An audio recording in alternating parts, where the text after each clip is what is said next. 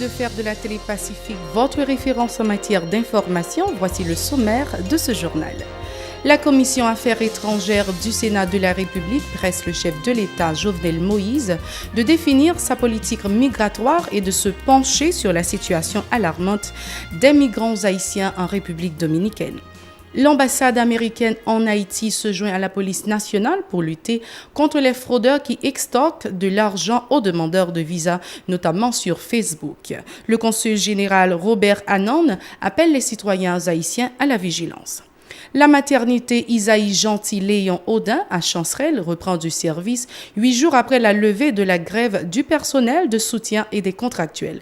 Un retour à la normale qui risque d'être compromis incessamment à cause des contractuels. L'UNESCO initie un dialogue communautaire à Carrefourfeuille en vue d'encourager les jeunes à construire mentalement la paix. A tout de suite pour les détails. Merci d'être encore avec nous pour le développement de ce journal. Le président de la Commission Affaires étrangères du Sénat de la République, Evalier Beauplan, appelle l'exécutif à se prononcer sur la situation difficile des migrants haïtiens en République dominicaine, particulièrement des corps sans vie de plusieurs compatriotes retrouvés dans certains endroits du territoire voisin. Selon le sénateur du Nord-Ouest, le chef de l'État doit de façon péremptoire prendre des décisions pour trouver une issue à la crise. Evalier Beauplan. Ses voisins immédiats, nous, si nous avons un problème, c'est la République dominicaine qui doit paraître en premier. Même pas quoi, la République dominicaine qui veut faire tête dépasser comme un gros pays, une grande nation capable de servir avec problème Haïti pour que c'est nous-mêmes que la foulée en papier pour le faire passer comme un gros peuple. Nous avons des problèmes, certes, il est de la responsabilité de l'État pour mettre des structures dans le pays pour permettre frères nous yo travail et pas traverser les frontières de la République dominicaine. Mais nous sommes un pays qui est loi internationale qui régit la question d'immigration. Nous sommes un pays capable de pas accepter que l'autre peuple vienne la Kaili. Il y a une façon pour le faire. Ou une immigration la Kaili qui connaît les règles, qui est capable d'exiger des papiers, capable d'exiger des documents pour nous tourner la Kaili. Il y a un principe international que si le pays est en rébellion, il ne pas voulu rentrer la Kaili, capable de porter plainte au niveau international. Mais il n'est pas sérieux dans le pays, côté son l'État légitime, avec un chef l'État qui allait dans l'élection, qui a une responsabilité pour négocier en matière diplomatique pour le pays, et puis moment que nous avons pouvoir légitime dans le pays, avec un parlement légitimement qui a fonctionné, et que on a gardé le drapeau haïtien, un simple dominicain prend la brûler, et on fait image ça vient joindre nous pour frustrer nous en tant que peuple.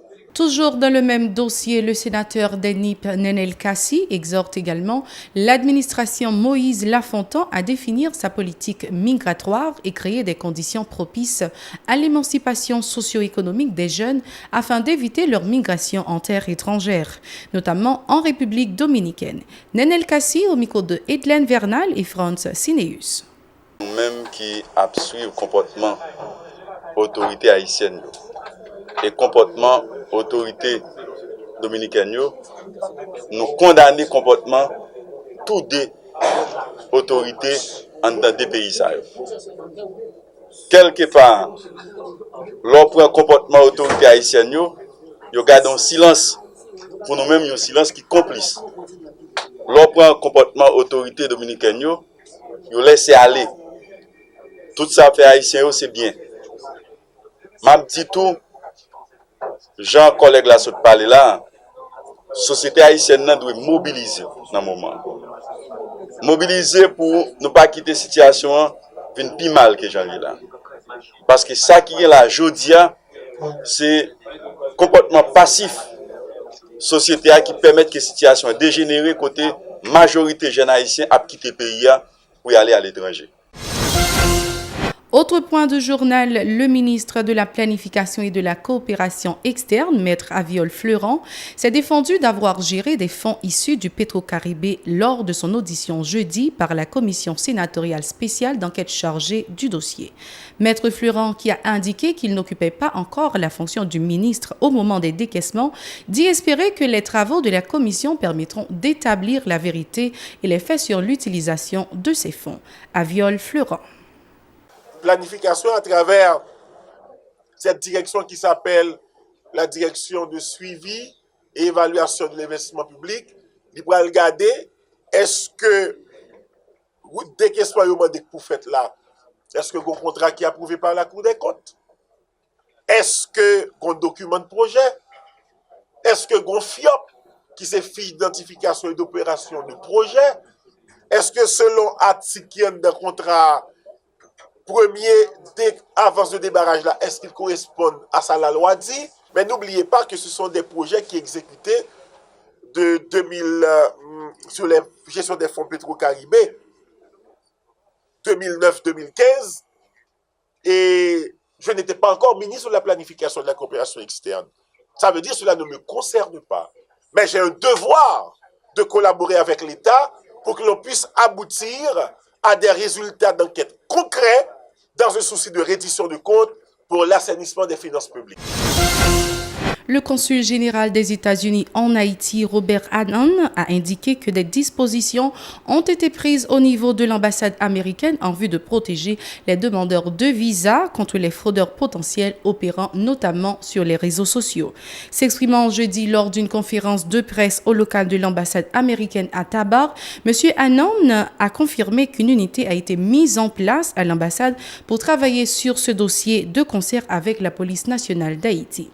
Il a déclaré que des milliers de dollars américains ont été extorqués aux citoyens haïtiens par les arnaqueurs.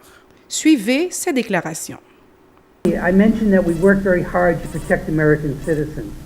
I also want to mention that we work very hard. Citoyens américains à l'étranger, l'une de mission nous, pour nous connaître que nous aussi protéger citoyens haïtiens yo, les AP vini et nous fait ça à travers unité de fraude. Unité de fraude ça, ils travaillent en collaboration avec collègues sécurité diplomatique, ils travaillent en collaboration avec police nationale d'Haïti et ils travaillent chaque jour d'arracher pour frapper tout complot fraude qui t'a ciblé sur le monde qui a venu dans.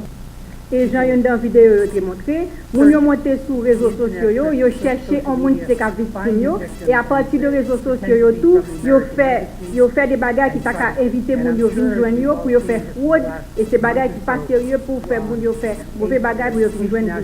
Nous devons attendre tout que grâce à travail ça que a fait, ils étaient dans un bagage conjoint que tu as fait avec la police, tu as arrêté les gens qui te volaient des milliers de dollars dans les gens qui te gagnent intention. Nous sommes capables de faire tout plus que 20 profils Facebook sur les gens qui travaillent sur mauvais actes. Grâce à ces sessions de formation que nous faisons, l'Union aérienne est en mesure pour stopper les gens qui passer avec des documents qu'il faut et empêcher de voyager vers les États-Unis. C'est un bagage qui protège les États-Unis, mais il aussi protège Haïti. Parce que l'on perd du contrôle frontière là, ou pas qu'on ait les gens qui voyagent, qui savent que le fait comme mauvais acte contre l'eau. Direction la maternité Isaïe Gentil-Léon Audin à Chancerelle sur la route nationale numéro 1 où la totalité des services fonctionne normalement 8 jours après la levée de la grève du personnel de soutien et des contractuels, a constaté jeudi une équipe de Radio-Télé Pacifique. Un retour à la normale qui risque d'être compromis incessamment puisque les contractuels de ce centre hospitalier public réclament toujours leurs 7 mois d'arriérés. Reportage Nancy Constant et Franz Sineus. La reprise des services annoncée par le directeur général de la maternité Isaïe Gentil-Léon Audin, Dr Chantal Sauveur Junior Datus, il y a plus de 8 jours, se confirme. Une visite des lieux jeudi nous a permis de constater que ce centre hospitalier fonctionne normalement. Dans cette salle de repos, les lits antérieurement vides ont trouvé des occupants. Mères allaitantes et nouveau-nés y reçoivent des soins régulièrement. Dans le quartier des soins gynécologiques, des femmes sont prises en charge. Plus loin, dans la section néonatologie, des nouveau-nés prématurés se réchauffent dans des couveuses sous les regards vigilants des infirmières. Un retour à la normale qui enchante le docteur Datus. Syndicat Chancerelle là, syndicat Migelan, nous avons une entente qui fait que depuis plus d'une semaine, plus de 8 jours, nous ouvrons et actuellement nous sommes capables de dire que l'hôpital a fonctionné à plein rendement et ça va très bien jusqu'à présent. Je pense que Chancerelle est au niveau qu'on y a, nous pas qu'à plein et avec fermeture de grève là, mon cher, grâce à Dieu, tout va bien. Des patientes expriment elles aussi leur satisfaction pour les soins prodigués par le personnel médical. L'hôpital la m'a couché mardi soir à 8h. À 8h11, je rentre dans la salle. jeune docteur 24/24, bon service. Moi, je suis venu depuis dimanche et puis j'ai opéré lundi soir.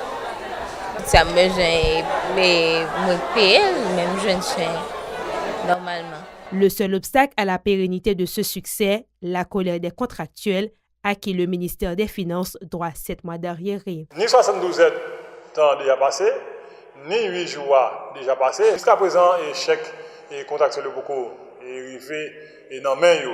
Donc souffrance toujours à souffrir et subir endurance là. Ce n'est pas seulement à la maternité Isaïe Gentil-Léon Audin qu'une trêve est observée dans le but de soulager les malades, principales victimes des débrayages dans les centres hospitaliers publics. À l'hôpital Éliazar Germain de Pétionville et l'hôpital de l'Université d'État d'Haïti à Port-au-Prince, les grévistes ont repris du service, attendant toutefois de trouver satisfaction à leurs revendications.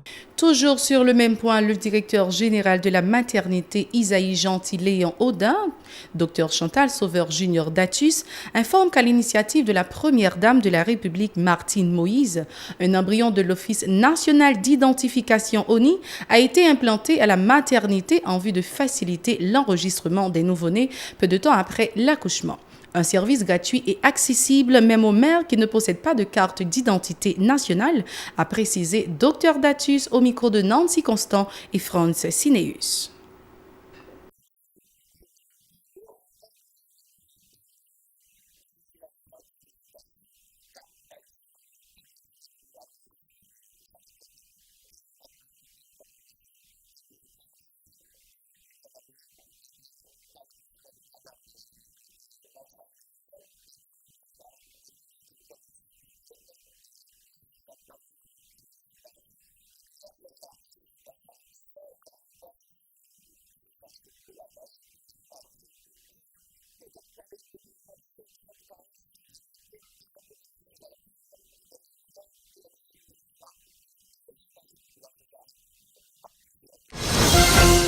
L'Organisation des Nations Unies pour l'éducation, la science et la culture, UNESCO, a procédé jeudi au lancement du programme intitulé Dialogue communautaire pour le renforcement des capacités des jeunes à Carrefourfeuille.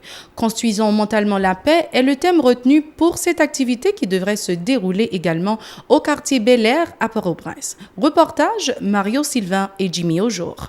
La multiplication des actes de violence dans les différentes régions du pays, notamment au niveau de la zone métropolitaine de Port-au-Prince, constitue un obstacle majeur au développement d'Haïti, ont indiqué les organisateurs.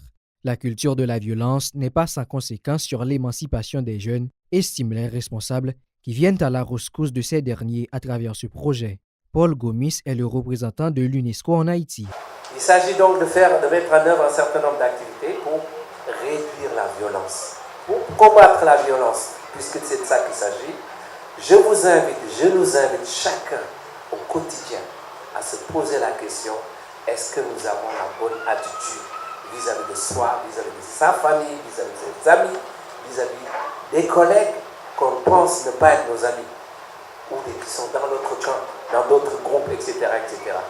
La tolérance, l'esprit d'équipe et de solidarité seront entre autres inculqués à une centaine de jeunes lors des séances de formation en rapport avec la lutte contre la violence. Des activités socioculturelles et sportives seront également organisées dans la communauté dans le cadre de ce projet, explique Delson Seus, l'un des responsables de ce projet. Le projet 4 mois, ça la plus basé sur un ensemble d'activités, par exemple, formation, à bien 100 jeunes qui ont recevoir formation, à bien des activités sur, par exemple, gestion de conflits, sur le leadership, mettez quartier dans une dynamique de confrontation. Là, je dis confrontation, par exemple, organiser un ensemble d'activités sportives, par exemple, football, et volleyball, et l'autre activité encore, ciné populaire, côté de dans la zone, et faire des projections pour sensibiliser les gens sur l'importance de réduction de violence communautaire. Plusieurs jeunes présents à cette activité ont salué l'initiative, espérant qu'elle sera étendue aux différentes régions du pays.